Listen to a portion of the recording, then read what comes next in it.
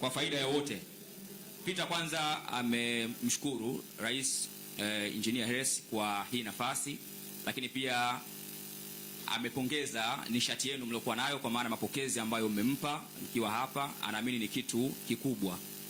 Mbali na klabu zote ama nyingi Afrika ambazo zimeonyesha nia ya kumtaka, lakini amechagua klabu kubwa kwa maana ya Young Africans, na anaamini kwamba hii ni kazi, ni timu, kwa maana ni kitu ambacho hakimhitaji yeye peke yake kufanikisha malengo ya club. Kinahitaji wachezaji wenzake, uongozi, na hata nishati yenu mashabiki wa Young Africans inahitajika sana.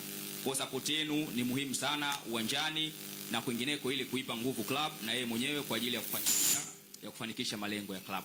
Kwa hiyo kwa muktasari, hicho ndo ambacho amekizungumza Peter Shalulile.